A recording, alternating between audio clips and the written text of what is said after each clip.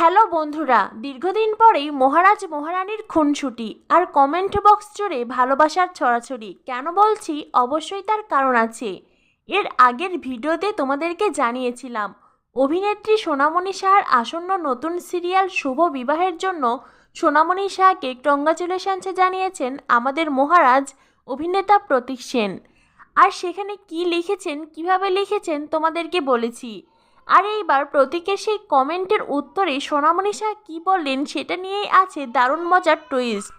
প্রিয় অভিনেত্রী সোনামণি সাহা মহারাজের কমেন্টে লাভ রিয়্যাক্ট দিয়েছেন আর মহারাজকে মেনশন করে লাভ ইমোজি কমেন্ট করেছেন। তাতেও মহারানীর মন ভরেনি। মহারানী মহারাজকে আবারও মেনশন দিয়েছেন, তাকে থ্যাংক ইউ জানিয়ে সঙ্গে আবার লাভ ইমোজি ব্যবহার করেছেন, একটা নয় দুইটা।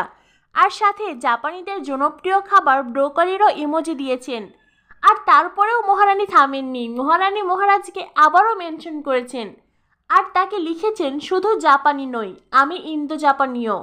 আর মহারাজ মহারানীকে মেনশন করে লিখেছেন, সে তো বটেই। মহারানী মহারাজকে আবারও মেনশন দিয়ে লিখেছেন, হ্যাঁ ডালটন, সঙ্গে আবার লজ্জা পাওয়ার ইমোজি ব্যবহার করেছেন। সব কিছু মিলিয়ে কমেন্ট বক্সে তাদের এই কথোপকথন দেখে বেশ খুশি হয়েছে সোনাতিক ফ্যান্সরা।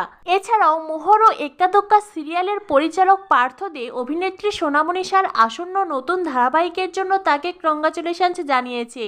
তো বন্ধুরা, সব কিছু মিলিয়ে এই ভালোবাসার ছড়াছড়ি তোমাদের কেমন লাগলো অবশ্যই কমেন্টে জানিয়ে দিও। আর পরবর্তী আপডেট পেতে আমাদের সাথেই থাকো। ধন্যবাদ সবাইকে।